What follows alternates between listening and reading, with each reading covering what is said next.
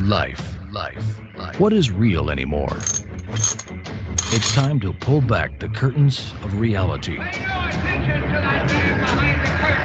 and explore life in the hologram. We've unlocked our library hidden deep within the matrix and are ready to take you on a tour of the cosmos. Come in as we discuss everything from spirituality, psychics, healers, ghosts, as well as UFOs, and the unknown. It's time to forget what you think you know and explore life in the hologram. Good morning, good afternoon, good evening, and welcome to Life in the Hologram on the Revolution Radio Network with Madeline Rudy and Caroline Bell Tumblety. And it's 9/13/2024, Friday the 13th. What could possibly happen? Maybe we'll be picked up and taken away. Who knows?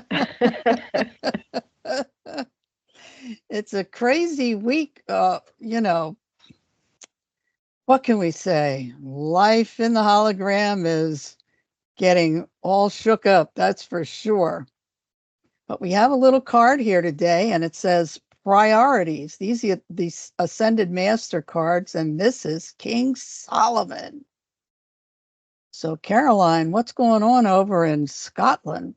Oh, crazy. Like, the volume just keeps getting pumped up. And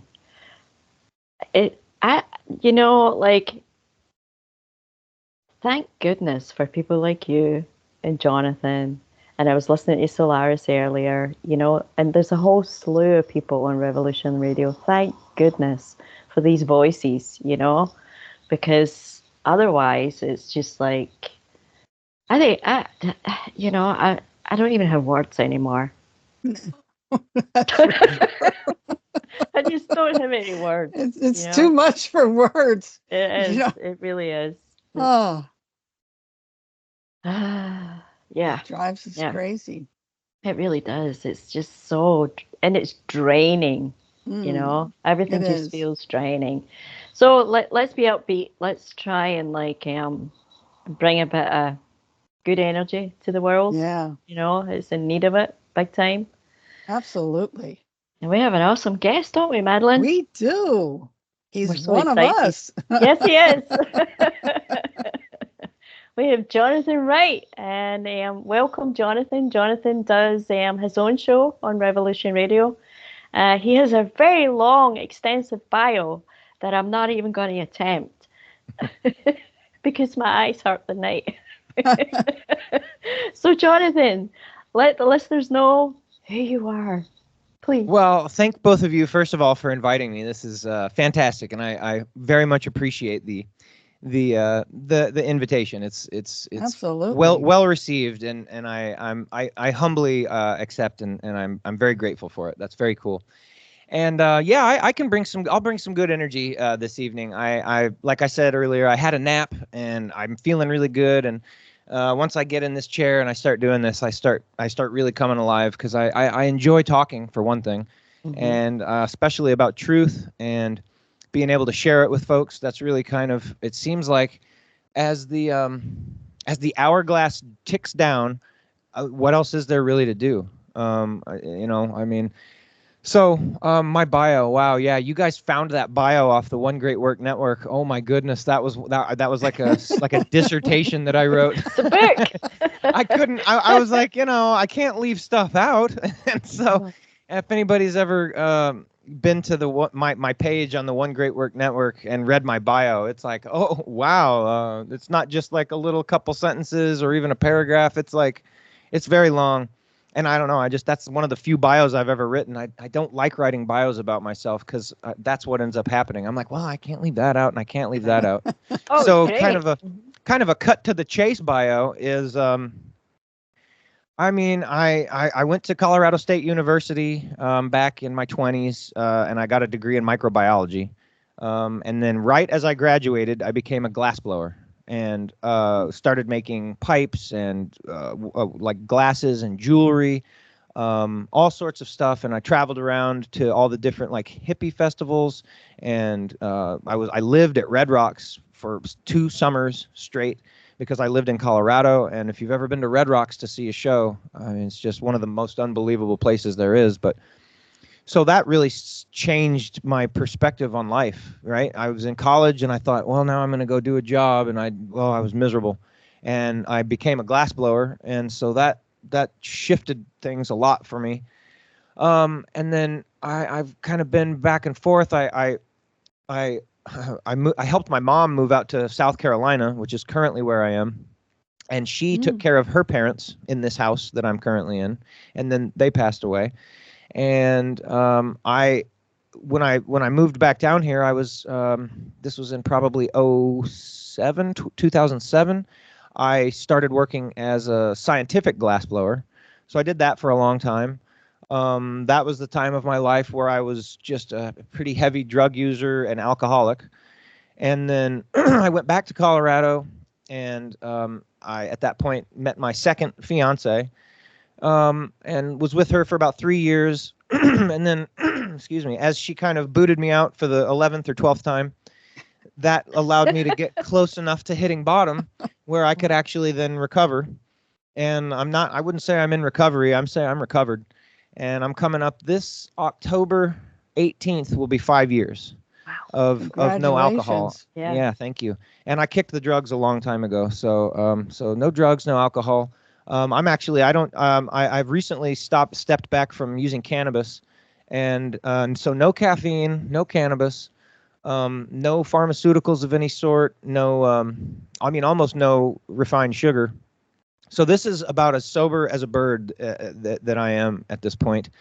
And I'd say about 2 years ago, Crypt Rick from the Crypt Rick and Jonathan show had heard my I think I was on 3 years at that point, and I had put up a video talking about my 3 years and kind of the interestingness of my story, that it really is. And this isn't just me, saying, "Oh, my life's interesting." It's very interesting, and it should be a book. And so I was just telling some of it, what happened to me before I got sober, and then during my getting sober, and then coming out here to take care of my mom now. And he just wanted me to come on and speak to that with him, because he was also had a really cool story of being sober and being drunk first and then being sober later. And I hosted a show with him, or I actually was just a guest on his show. And we did that twice. And then he said, "Man, why don't you just, co-host a show with me?" I said, "Yeah, let's do it."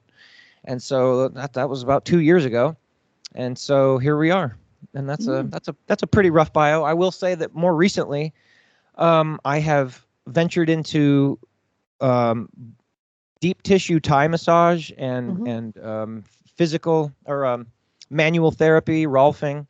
It's a little bit of everything that I've been trained in. So it's kind of like when I found this woman who I was getting Thai massage from one woman, and she couldn't see me when I really needed it one time. And so she said, "Well, why don't you go to Chrissy?" Chrissy was the guru, if you will. And I knew her from yoga, but I'd never had her work on me. And I was like, "Oh, she's not going to be able to see me. She's one of those people that's just busy all the time. She doesn't have free spots." Well, I texted her, and she was like, "Wow, I actually just had someone cancel." So it was literally meant to be.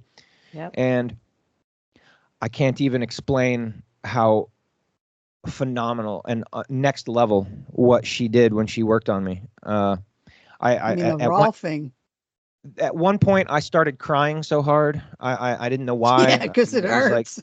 No, it wasn't that. It was I had a really bad motorcycle accident when I was 17, and I almost broke my femur. So I was jumping a really big jump, and I was going about 45-50 miles an hour. And when I came down on the discs that a tractor drags along the dirt to till up the soil. So I landed in the discs. So, I mean, you're coming from 50 in the air down and stop. So I went over the bars. My left leg hit the bars, and that just crushed all that muscle. Luckily, I didn't break the femur. So whatever, time went on, life goes on. I limped around for a month, and I was fine. And then, fast forward 30 years almost, and that's when I got my first Thai massage, my first anything. And the first woman that was working on me was good, but she was not a 15-year guru that Chrissy was. So she worked on me a few times, and it was amazing, and it was helping, and oh wow, this is really cool. So Chrissy puts her hands on me for the first time, and she's I mean, when I say guru, I don't mean that lightly at all. She's doing energy work when she's doing this. It's just she can feel and hear things on me, right, when this is all going on. Like, she was telling me stuff about my life after the session.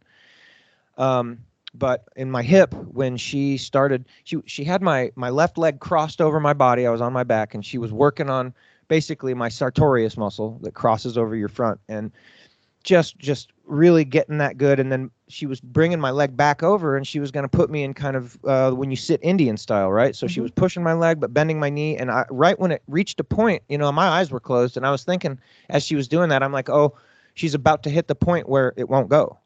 And only it did. It went right through it, nice and easy. And I broke, and I was just bawling, and I didn't know about why. Like, in my mind, I was just trying to hold the mantras of let go, I forgive you, just real high vibrational, real high energy stuff, because that's how you get rid of whatever my problems are. Let go and I forgive you are my two main mantras that I keep in my head. And when my leg hit that spot and I started crying, it was just, I mean, I couldn't even believe it, because in my mind was blank. I've never cried without there being something going on up here that I was sad about.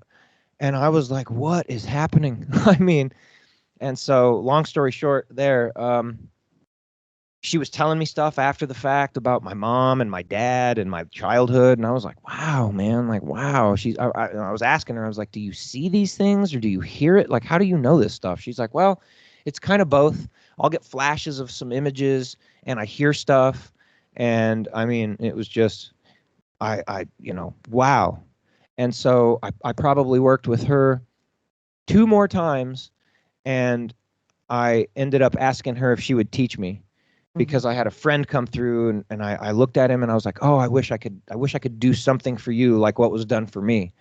And I couldn't. I was like I felt inept, honestly. And I was like, but I know someone who could teach me, and she might. So when I went to ask her, I said, look, I would really like to know how to do this. And she goes, well, let me tell you, I don't go by any kind of book.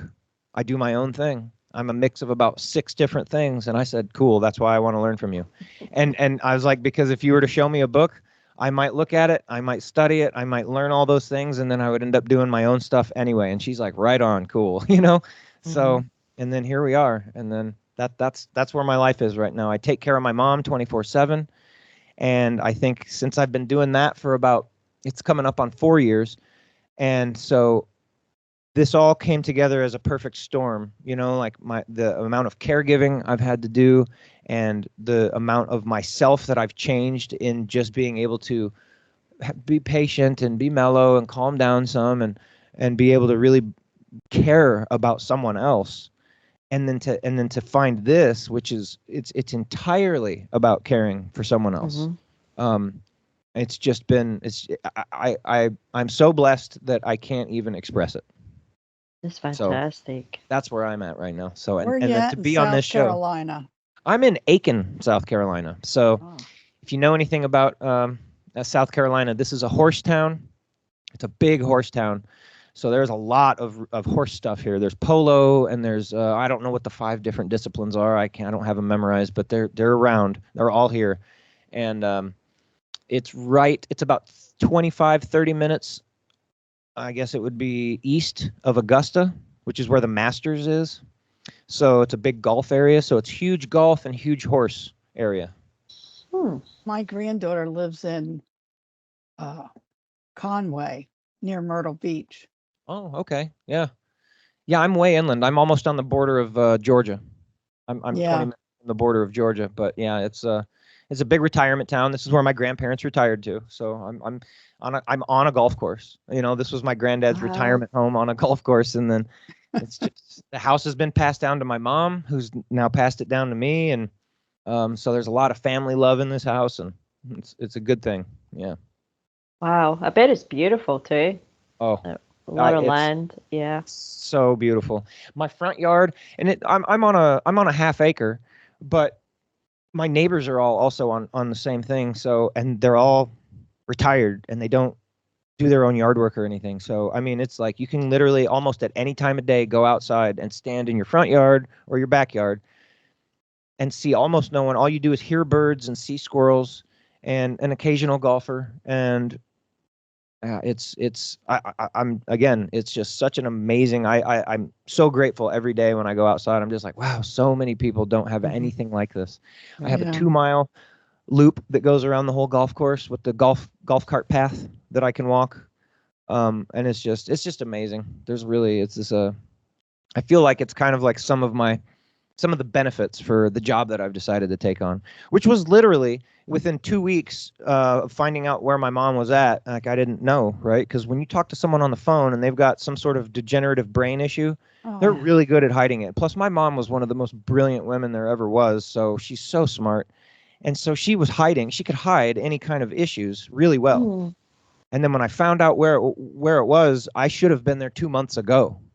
So I literally was running my own business. I had a handyman service that and I was killing it. I mean, constantly working, and people loved what I was doing, and I was getting jobs, and um, that had to stop like now. And it's funny because right when I knew it had to stop, all the prospective jobs that I had been out bidding all dried up immediately. It was so, and I'm very in tune with things. So I was like, I'm reading you. I hear you. I know what I got to do. And I had literally just enough money to get out here. My truck died in Atlanta at 4 p.m. on actually, it was more like it was at noon in rush hour, noon traffic oh in God. Georgia. And I was in the fast lane. Oh And I had, God. and so my truck, my transmission breaks, and I have a U-Haul. My truck is jam-packed. Well, it's a Oh. 1986 Nissan, so this isn't like a new awesome truck. This is like an old truck that I put a bunch of money into to get out here, and it just quit. And so I'm literally going 30 miles an hour driving. It was a big sweeping left turn, and I'm driving straight across all that. And I'm just looking out the window, just like, please, please, please, hang on. And everyone's honking at me and like, what are you doing? And then I sat there and waited for almost 4 hours for the tow truck guy to come get me. I was there all day, sitting on a little tiny wedge of grass. 2 different times, the I don't know, the DOT workers came up to me and were like, yeah, we saw you here for a while. Figured I'd come check on you. I'm like, what do you mean you saw me here? He goes, oh, there's camera there. There's a camera there. There's a camera back there. I'm like, oh, wow. This is like in the middle of the highway on the bridges and stuff around me. I'm like, oh, wow. So I was like, yeah, I guess they've been seeing me. And luckily Nobody came to help you though. no, they didn't come to help. He came to check on me and just make sure like I was like, well, can you help me? No. I just wanted to, I guess, stop by and say hi. I gotta go. He was bored and killing time. So whatever. It all worked out, but man, just talk about being forged in fire. I mean, it's just this whole trip the whole thing was, and a lot of it was really getting past a lot of karma, like one way or another that I had to deal with because I was a thief and I was a liar and I was all those things. When you're a drug addict and an alcoholic, it's just, you just are those things because that's what serves you. And ultimately, when you're in that boat, you're just selfish. So I was just being me and doing for me. And once I decided to get back into like, okay, I'm going to go take care of my mom. I'm going to make these steps, change my life. And I had been sober for a year and a half at this point.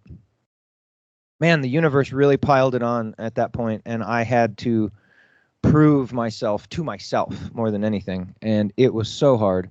I mean, the cops got called on me from the bank at about 3 months in. My mom was as hateful as you could possibly imagine for the first 6 months. Because she was still drinking, she was still smoking, she was eating horribly. She definitely had demons on her, and they were communicating with me through her. There's no other way to say it. I mean, they were the things that were coming out of her mouth that my mom would never say to me. And I listened to it for almost 6 months. And so 3 months in, the bank just decides that I was stealing from my mom. So now I've got the detectives coming to my house saying, oh, we feel you're basically performing elder abuse on your mom. And I'm like, well, who says this? And they had numbers. They had like specific number amounts of money that I was stealing from her. And I'm like, the bank did this. What do you mean? And oh, no, we didn't say that. I'm like, you didn't have to. If you've got specific numbers, they're the only people that would. Oh, so it got to a point where it almost broke me. I mean, it almost mentally, I just about freaked out and was like, I'm just gonna, I don't know, get a bus ticket and leave, because she was trying to evict me constantly. I didn't have anywhere to go. I didn't have a vehicle. I didn't have a job. I mean, I could have called my old boss from my glass blowing job, and he would have been happy to have me back. And in fact, I did work for him for a couple months off and on, but that wasn't a fix of any sort. I mean, it was just, I was on my own and talking to God in prayer, and that was it. And then there was like this point where it just all seemed to evaporate, and it went away so quickly, and things started to turn around so beautifully. It's just amazing. Wow. What did you do for that to happen? Yeah. I endured. Endured. I just endured. I just was like, this too shall pass. Oh, for 6 months I said that.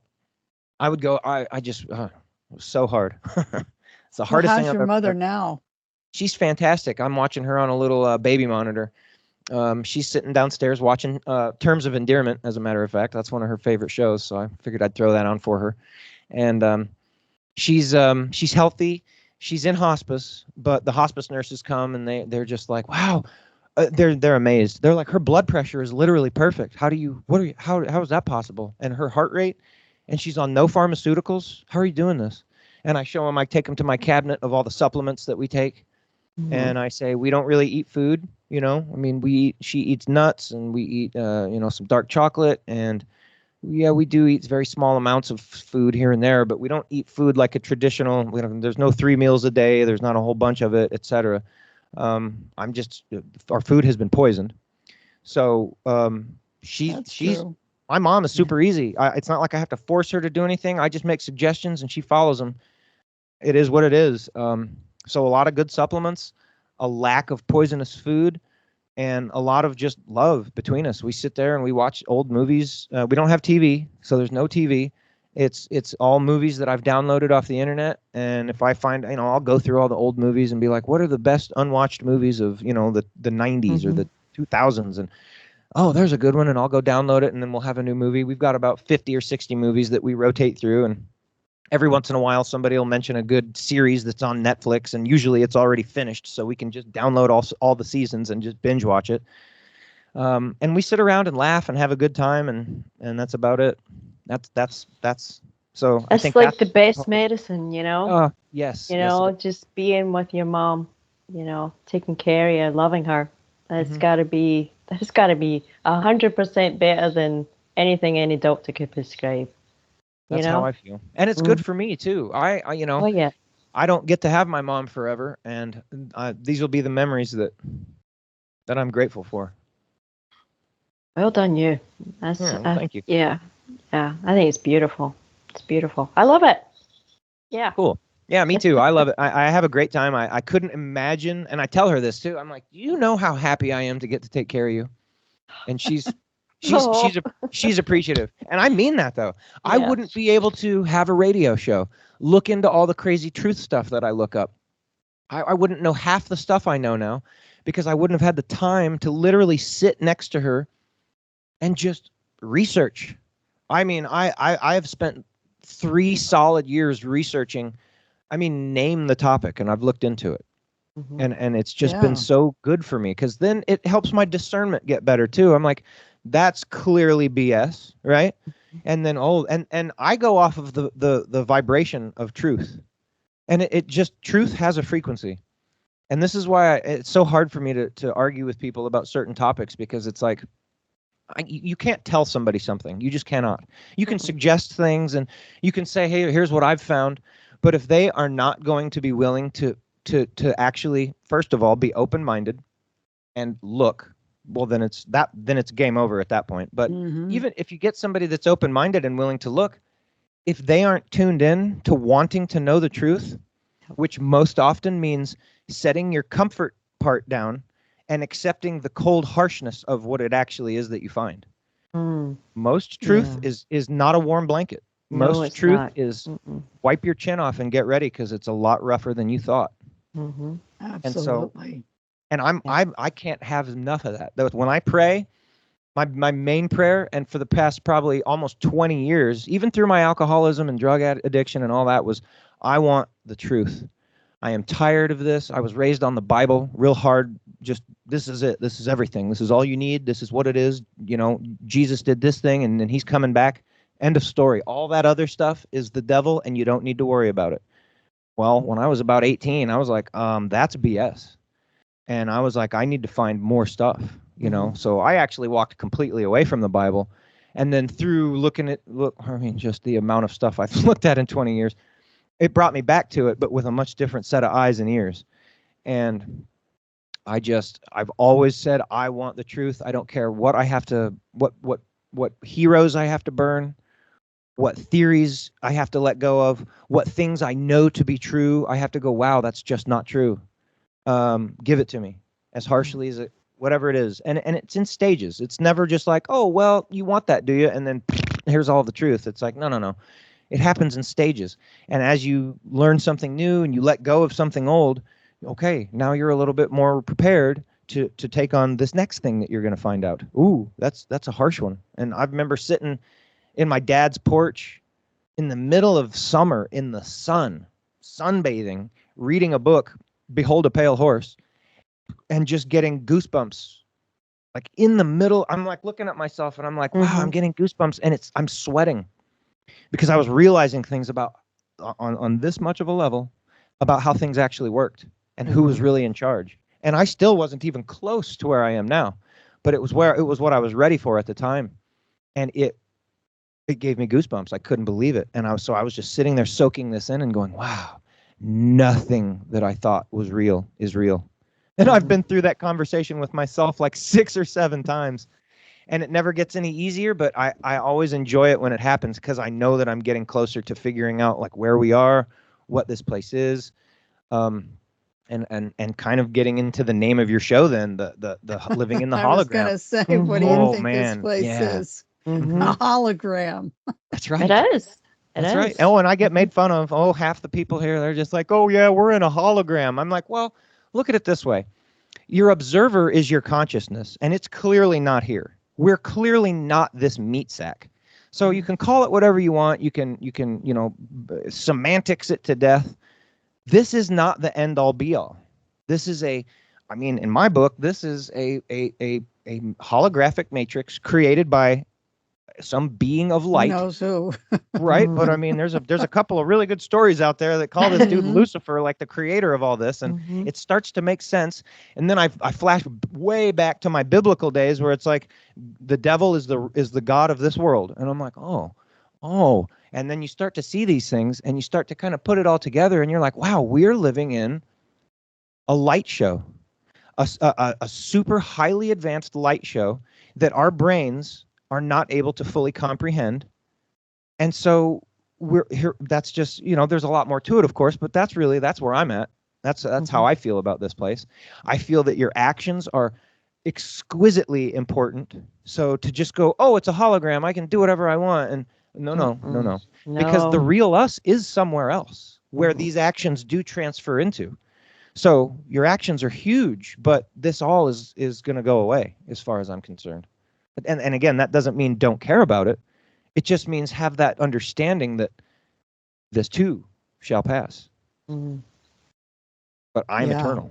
I'm eternal. I know that. My consciousness, that's not going anywhere. So yeah, if I run around and just am selfish here, and that's just a minor bad compared to what's really going on, but let's just take it to that level. If you're just selfish constantly, oh, you're going to pay for it. You're going to pay for it dearly. Yeah. So, but I couldn't be happier. I couldn't be happier right now.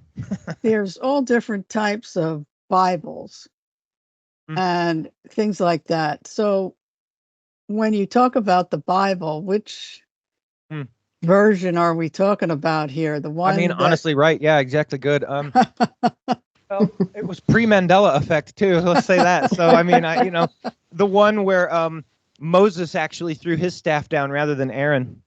That's just a one that I figured out just recently here. You know that, like, the story I've always been told was that the Lord told Moses to go and you will throw your staff down, and it will become a serpent. And so he did. And then the Pharaoh was like, oh, and he reached out to his magicians, and he's like, make that happen. And they did. And then Moses' staff that became a snake ate all the other black magician snakes. That's what I've been told that since I could remember. That was one of those stories. And now it says that Moses and Aaron were traveling together, which, okay, maybe that was always the case. But now the Lord tells Aaron to do that, and Aaron throws his staff down. I mean, there's just so many changes. Anyway, which version of the Bible? I don't know. The one my dad had in his nightstand and would wave around and say, this is how it is. My mom was always like, because my mom and dad divorced when I was like 9 months, and there was a plethora of reasons on her end, right? And she's told me about them as time has gone on, whatever, but that was one of them, the Bible. And so as I'm getting to be 17, 18, and I'm telling my mom, oh, I'm sorry for you, but I think you're going to go to hell for all these different reasons, and I don't want you to go to hell. I can't believe that. And she's like, look. We're not even going to have this conversation until I don't remember what she said, until you're ready. You know what I mean? And I didn't really know what that meant. And then she gave me a book called Conversations with God. Oh, yeah. And when I read that, and I came home and I started talking to her, she just looked at me and she goes, now we're ready. And I understood what she meant, because I was no longer in this fundamentalist, this is the only thing that is, and all this other stuff is just wrong mentality. I was like, maybe fill in the blank. And then she was like, now we're ready to have a discussion about stuff. Maybe this, maybe that. Maybe you just don't know everything. And I went, wow, yeah. And then that's when I kind of got angry, damn Bible, and I just threw it out. And I was like, I'll find the truth. And every book I read since then, it was like mentioned the Bible or talked about Jesus in some other way. And I was like, ooh, these are thoughts and things that I've never even heard of from the Bible, but it's interesting that they're all bringing up the Bible. So it's never really left me, but it's always been something that's kind of had to be rechurned and re-talked about. And there's so many versions, and there's so many different sects, if you will, of Christianity, if you want to even call it that it's unbelievable. So to me, it's literally religion, which is like a cult. It's a cult. You have your version, you got your dude, and this is it. You're either part of the group and you're going to drink our wine and our bread, or you're going to go drink that dude's wine and that dude's bread, and that's how that's going to be. I'm like, wow, okay. So yeah, I'm not into cults. I'm into understanding them and how they work. I think they're very interesting. I don't mind going and visiting for a day and checking out their cult and going, yeah, I see what you guys do, and that's cool. You're peaceful and you're loving, but it's just not for me, you know? Well, and a lot of people forget that Jesus was Jewish or an Essene. An Essene, that's right, yeah. And also, it was a very common name. Yeah. Very common. Are you familiar with Amon Hill, who has, I guess he's an academic that translated the ancient Greek. And I guess it hadn't really been done before. He released a book in 2008, and he's pretty much been, they don't really want him, like, in the circle. Is this the dude that's got all the tattoos? He's got, well, you know, I've only seen him, I think I've seen him a couple of times. I can't really take too much. Like, he's full on, like, kind of, he comes across quite psychotic. Yeah. I think I know who you're talking about. Is he the dude that talks about all the drugs? Is he the guy that talks about? Yeah. Oh, dude. Oh, I love that guy. He's crazy, and I love that. And he does this whole thing, and he's got this bald head, and he's like, and he always wears a striped shirt. That's Yeah, he's very funny. He's very man, I've seen his interviews, like watched him during the interview. He looks like he's just ready to like lash out in some way, but he never does. He's very reserved, but he's got this look on his face, like it's like, whoa, dude, you stay over there on your side of the table. He's very cool. I love that guy. Well, his whole thing was he loved Jesus. You know, he was searching for the truth. And also he was, I mean, to translate ancient Greek. Yeah. You know, and he was doing it with like farmers' receipts. he was translating. He's teaching people how to translate now ancient Greek. One of my friends is taking his course. Wow. My friend okay. sent me his video and is like, bro, you have got to see this dude talking about Jesus. I'm like, oh, okay, cool. And then he's like, I'm actually taking his course on learning Greek, dude. He's like, because I can't just take his word for it, you know, because he's saying some outrageous things. And I'm like, hey, and I'm all for that. Like the more outrageous, the more most likely it is that way. That's what I've found in my search for truth. So, you know, like my friend Rick, he had a guy on his show the other day who's talking to us about the Beatles and saying, the Beatles, dude, they're literally a Tavistock created band. They didn't write any of their own stuff. They are the Backstreet Boys, man. They were put together in a lab. There's a brain behind all the music who would come up with it, and then they would come into the studio about a month before the album was to be out. They would learn the parts, and then they would go be the part. And Paul died in 66, and they replaced him with that Brian, whatever his name is. And I'm just like, wow, that's probably true. You know what I mean? Like this dude's got hundreds and hundreds of hours of research into it, and I've only heard him talk for about 2 hours. So, I mean, who am I to try to debunk his thing without actually looking at his research and getting into it? But absolutely. To me, I'm like, oh, that sounds way more true than there were two just masterful musical geniuses that happened to be in high school together that made a band that ended up being the Beatles. It's like, or there was some maybe not even human entity writing music for them and then created this band through the Tavistock Institute, which was there to, what did the Beatles do? They were a revolution. That's for sure. Who's in control of revolutions in this world? The unseen hand always is. It's always some guy behind the guy behind the guy. So to me, that just makes sense. And I don't have any dog in the fight. I'm not all in love with the Beatles. I like their music, sure, but I don't have any. All my heroes have been burnt. Every one of them. I don't have anybody that I'm like, oh, not you. Oh, but anyone but you. I'm like, dude, my last guy was Alex Jones. And once I realized Alex Jones was just not this so pure Cub Scout truth teller, dude, I went, wow, man, there just aren't any. There just aren't any. At least where I settled. And I was like, so whatever. I just got to follow what my internal tells me. You know, Alex says a lot of truth. But if he starts BSing, I can smell it now a mile away. I'm like, no. I saw the Beatles in person. Oh, that would be cool. Third row center at Atlantic City Convention Center. Were you one of the ones who was screaming? I did. And then I saw him in Philadelphia too, but I was up in the peanut gallery. Wow. Are you still screaming? Yeah. That was, it was amazing to be able to see them in person. Oh, I mean, I bet. And the crazy thing was the man that got us the tickets in Philadelphia, he came up to look for us because he was going to take us backstage to meet him. And we didn't say a word like, hey, Dominic, here we are. Did you go meet him? Imagine? No. Did you meet them? No. Oh, that would have been. Yeah, that would have been fun too. But that's really cool that you got to see the Beatles in live real person. Really, that's fantastic. Third row center. Yeah, that's even, man. My coolest story about second row center was a Bill Burr concert. He's just a fantastic comedian. And I had hooked up that second fiance that I told you about when I moved back to Colorado in 2015. Yeah. We hooked up in it would have been October. And then, that gave us a few months to kind of get to know each other and and we were starting to live together at this point. And she calls me, and for Valentine's Day, she had gotten me tickets to the Bill Burr concert that was going to be in Wyoming, which was about 45 minutes north of where we were. And we get there, and it was second row. I mean, I could literally read the time off of his watch. I was like, oh. And so just being that close to somebody that you really admire is just it's so cool. I'm so glad for you. I'm so happy that you got to have that experience. Oh yeah, Madeline, that's a great one. I saw David Bowie. That was my thing. David, I seen him twice. I saw him, and I was 15 the first time I seen him, and my uncle was the bouncer at the concert hall, so I had my own personal bouncer. That is fantastic. Yeah, no one was going to mess with you. Nobody messed with me.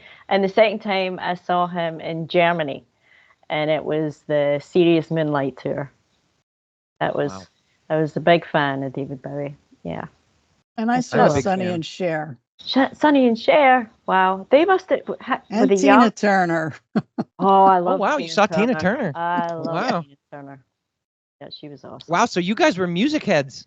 Music heads. They don't I make just them like that anymore, do they? no, Like they no. don't. No. No. And the Beach Boys. I saw the Beach Boys too. Oh, Wow. fantastic. Oh, I love the Beach Boys. Man. All the Wow. music I've seen, you guys probably will be like, yeah, I don't really even know who they are or like them very much. Like I've seen Pantera a bunch of times. I saw Tool. I saw Tool 5 I know times Tool, now. yeah. Yeah, Tool. I know you know Tool, but like I seen them 5 times, and it was at Red Rocks. 3 of the times I've seen Tool was at Red Rocks. Honestly, with a head full of acid, and you can't. It just, it doesn't get any better than that. You're like, this is as close to heaven as we're getting in this realm. You know what I mean? Like, oh my goodness. And I'm a drummer, and he is possibly one of the best drummers on the planet. Danny Carey for Tool is, and it was just such next level stuff. I mean, talking about activating your chakras and kind of almost going out of your body and just like looking around at the people around you, and it's just like no one is having any kind of problems with anyone else. This is like Right. everybody's like exactly where they want to be, and it's just the most content feeling. And I had the same experience with Radiohead. I don't know if you know Radiohead. Oh yeah, yeah. I saw know Radiohead at Red Rocks, and it was.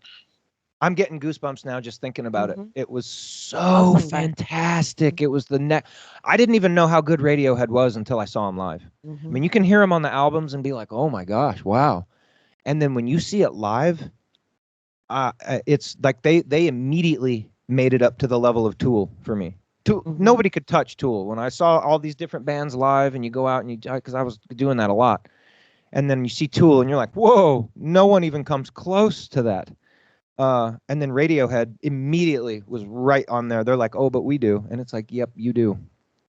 It was Mm, fantastic. yeah, I like Radiohead. Yes. Yeah, that must have been awesome. Oh. And I only had one song that I really, really wanted them to play. And they played an hour and 45 minutes and they didn't play it. And then they came back for an encore and didn't play it. And then they came back for a second encore and didn't play it. Oh, And then Jesus. they stayed off stage for 10 minutes, and I was literally walking to go back to the car, and they came on for a third encore And it was and they the played it. song. And they What played was the Good. song? Oh, What was the song? it's off of the Bends. I can't think of the name of it. It's I It'll can think of come how back. it goes. Mhm. I'll have to let me look it up, and I'll tell you. Mhm. It'll take me a second, so we can kind of carry on. But I'll look it up, and I'll come to it. It was it's like the 7th song on the album The Bends. So, what other topics make your heart sing? Oh, I have a lot. I'm very I guess eclectic in that regards. Let me see here. I'm getting to this. Where would it be? Oh, maybe if I go. You're a dark horse, Madeline. All these concerts you've been to. Yeah. Now you know I'm ancient. You don't look it. You do Hey, not and look it. no, and you don't, and all that means is that you've got more experience than everyone else. You know, Exactly. Mhm. that's fantastic. That's the one thing I've figured out as I've gotten older is that like, man, that's cool. I have experience now. You Mhm. know. Oh, here we go. My Iron Lung. That is the name of the song. It's Wow. actually track 8. I almost got You were the track close. number right too. I Mhm. was very close. Yeah, My Iron Lung. And I was just thinking, man, that is possibly the best song on that album. And they have played almost, and they had a new album, so of course they're going to play a bunch of stuff off that. But I'm like, why on earth? Why wouldn't they play that song? And then, man, 3 Save the encores. best for last. Mhm. 3 encores. You just don't ever get that either. You get a lot of Mhm. bands will give you 1, and it's unheard of to get 2. So that's why when they finished that second one, I'm like, oh well, then they're done. So I'm walking down the steps at Red Rocks, and they came back out, and so many people had left. So I went from like midsection to 10th row. Because I'm walking down and I'm getting ready to go out the front part of the gate, and Red Rocks is basically just a big staircase.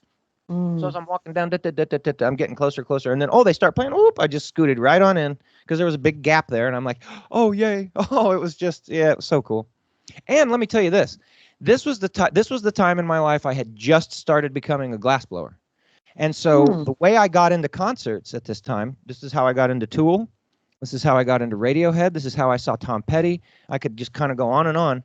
I was standing in my garage and my new glass shop that I had traded cannabis for all the architecture and construction of and everything else. So, and people were coming to me to help teach me how to blow glass. And I'm standing there and I'm like, I'm going to make a really nice bubbler, which is basically just a water piece, right? Something that you can smoke and filter through water. And this is going to get me my Tool ticket, because Tool sold out in 20 minutes. It's like, well, I wasn't one of those people. So I was like, so the concert is sold out and I'm going. So I was like, I'm going to make this bubbler. And I did the same thing at Radiohead. And for Radiohead, it was very strange because at Red Rocks, they'll let you go in and park and then wander around in the 3 huge different parking lots that they have there. You can eat food, you can drink beer, you can communicate and blah, blah, blah, and do whatever it is you want to do. And there's all these people. It's a great big party, blah, blah, blah. It's always. And that's how I got to Tool. Only I needed to repay the guy, my friend from high school, that taught me how to blow glass. So this bubbler I made, I was going to get 2 tickets for. And it was 10 minutes to go in to see Tool. And I'm like, still holding this bubbler. There's my friend who taught me how to blow glass. We'd finally seen each other at the show, and he's going to come walking over. And he was a total hippie. He didn't even like Tool. He came because I told him to. You have got to see Tool live. I know you don't really. That's not your favorite stuff. See them live. I promise you, right? So he shows up a little bit begrudgingly. As he's walking towards me, he's less than 50 yards from me now. This BMW pulls up, literally screeches up on the dirt and scratches out. And this dude pops out 10 feet in front of me, holding up 2 tickets. And he's like, I've got 2 tickets right here. Who wants them? And I whipped out my bubbler and I go, I'll trade you for this thing. He grabbed it from me and he looked at it and he handed me the tickets. He got back in his car and he drove off. And then my friend came walking up to me and I handed him his ticket. You can't make this stuff up. No. That's amazing. I was like, that's the coolest thing that's ever happened. He's like, I saw that just happen. I'm like, dude, that's so cool. So that's one story. But then a couple months later for Radiohead, I did the same thing. And my buddy was standing there with me. I had taught him how to blow glass now. And actually, I think it was a year later. And so he was like, how are we going to get into Radiohead? Radiohead sold out in 5 minutes. And I'm like, dude, I got it covered, man. You make you a bubbler. I make me a bubbler. We're going to go to the Radiohead lot and we're going to get a ticket before we get into the show. I know they're all sold out. There will be a ticket there for us. Well, we get there. The parking lots are all closed. No one's going into the parking lot. I don't know why. It's the only show in history that I know of at Red Rocks where they wouldn't let people get into the parking lot before the show. They literally kept the gates to the parking lot closed until 20 minutes before the show, and then they'd let you go in and park, get out, and go get in line to go into the show. It's like weird. So we're sitting there in this line of cars, of just a single file line of cars on the road getting ready to get into the parking lot, and we were there for like 45 minutes. So I'm like, this is BS, dude. We're not going to be able to do our thing. I was like, well, we're going to park the car, and we're going to get out with our bubbler, and we're going to go car to car. And we're just going to start, hey, look what I have. Do you have extra tickets? 2 cars. Not the car directly in front of us. The car in front of him had our 2 tickets. I mean, again, you just can't make this stuff up. No. At Radiohead. I mean, it's so amazing. And that's just, again, that's where I was at when I was that age. And I was just living off this stream of energy that was, I was not going to go be a microbiologist. Oh, I didn't want to do it. Oh, it was hurting my soul. I was like, oh God, I don't want to do it. Yes, I studied all this, but that's not what I want to do. I was like, maybe a professional student or anything but going and working in some cubicle or doing, I can't do that. And then that's when my buddy was like, be a glass blower. I'm like, oh. He's like, look at how many pipes I made. And I did it in a week. And I'm going to go sell that for $1,600 cash. And I do that every week. And I'm like, ooh, sign me up. Let's do that. Mm-hmm. So we did. And because I follow, and this is what I really believe, is because I followed my heart, the universe was just pouring goodness on me. I mean, you just talk about your cup overfloweth. Mm-hmm. And it was spilling onto everyone around me too. So it was just Beautiful. such a fantastic, man. I haven't thought of those stories in a minute. So Yeah. thank you for making me think of those, because man, those were such amazing. And I was not conscious enough. I understood what was going on, but not on the level I do now. I would have been, I just probably would have cried a lot more if I was in my mindset now and I was watching all that stuff happen. Because I mean, those things happen now, but they're so much farther and fewer in between. You know what I mean? Oh yeah. Oh, Mhm. I lived that on a daily basis. I just was like, I almost took it for granted, because it was just like, oh, I just snap my fingers and things happen. And really, it was. Madeline That's was the how it worked. same. Yeah, Madeline Yeah. was the same. She was putting up pictures of Cadillacs, and boom, there was a Cadillac. You know, I was the same. You know, like what And a happens to the house. energy? Hey, it's all this. It's been drained out. It's been drained out, and Yeah. I think we're watching this place wind down, and that's okay. I don't mind. I was talking with Rick about this the other day on his show. I think we came in here for a human experience, and we came in here to experience all the things that is being a human, Yeah. right? Sex, drugs, rock and roll, Yeah. fighting, loving, running Pain, around, doing suffering. crazy stuff. Yep. Yeah. And Grief. I'm done. I've Yeah, me done it too. all. I have there. So if I go to my next level, I'm in the astral world, and some being is there telling me, "Oh, well, won't you miss?" Or my emotional No. tugging. No, I won't miss any. Bro, I'm out. No. Not I'm getting done. tricked. Yeah. No, no tricking. No. Out of here. See, I always had the feeling it was temporary. Even the homes that I lived in always felt temporary. Nothing has felt permanent the whole time I've been here. Ever. I agree. Yeah. Hmm. The only Yeah, thing that that was feels like when I moved to Sedona. It's like, well, you're not going to be here forever. You're just going to be here Hmm. for a short time. Yeah. It's too long. yeah. But I didn't get beamed up. Yeah. Yeah. That's I But was I'm still wondering how it's gonna look. Because we all have theories and we all read books and see videos, and they all tell you here's how it's gonna be, and it's like, yeah, well, whatever. How is it actually gonna look? How is it gonna feel? What's it gonna be like? I'm so excited for that. Mhm. The only thing that to me seemed like it would be forever was my mom, I guess, and I know better, but like I had a book that I got from a friend that she was taking care of her mom too, and it said "Mom" or "Home is where mom is," and I was like, "Yeah," and that's always how it's been. My mom's moved around different places, and that's just where home was. It was never, oh, that house. Oh, nah, I didn't really care about that. It's wherever Yeah. mom was. That's where home is, and so Yeah. I'm home right now, Yeah. and I hope that we can go together. That's my hope. That's what I feel like is going to happen.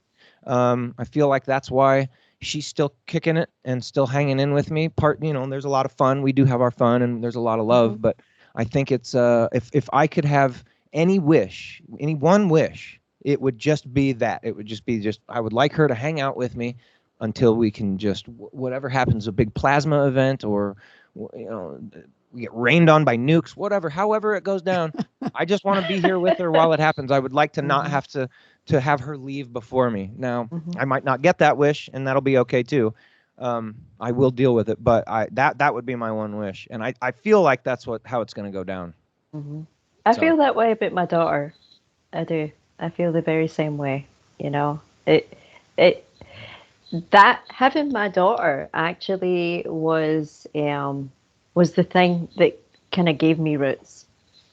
You know, it kind of made me kind of stay and really want to have the roof over her head. You know, like the whole bit. She became like the focus, and still is. She moved here. You know, I lived in America for 29 years, moved back here 2015, and my daughter came 2019, right before we went into lockdown. oh wow, Well, Yeah, that and was she's good. here. That was really nice. good. Yeah, very It was cool. really good. And we Yeah, because spent once like that lockdown happens, it's like, oh, that was oh it. man, Yeah, that yeah, was it. Yep. And we wow. spent the first 2 years in lockdown hashing through the stuff, you know. And Mhm. now it's just like it's a symbiotic relationship, finishing each other's sentences, like kind of like it's really beautiful. It's really, really beautiful. The love that has blossomed between us. I love Isn't it. that Doesn't that feel good? It feels so good. It really, Yeah. really does. Mm-hmm. Mm. Yep. Yeah, because Yep. it sounds a lot like my story with my mom. I Mhm. mean, there's a little bit different, but hashing things out Oh and yeah. then coming to a point where it's like we are one, man. Like Yeah. I feel almost like because I feel like in this realm, other people could still be just another version of you. Not that everyone Sure. is, but Mhm. that's a possibility. And Yeah. so, I mean, your daughter could be another version of you that's Mhm. just from a different time that you're experiencing She's yourself, smarter than me. right? You're experiencing yourself from two different angles, Mhm. and you're perceiving yourself from your daughter, and looking at you as mom, and then you are experiencing yourself as her. And I mean, I'm not saying that that's how it is always, but I'm saying it's a possibility. Yeah. And I've thought about that, and I've also thought about married couples could be the same person. It's just Mhm. experiencing each other from both sides of it. Like, wow, crazy thoughts. I think even we've got of probably pets. 45 seconds until break comes. Oh, So okay. Yeah. Oh wow, somebody's paying attention. I'm just used to it because me and Rick do this a lot, Wow, and we that- just that ramble was a right on through. fast- Oh, the music's that- coming. That was a fast hour. Yeah. And there's the Absolutely. music. Here it Yep. comes. You've been listening to Life in the Hologram on Revolution Radio, and we'll be back in a couple of minutes. Don't go away. Aloha.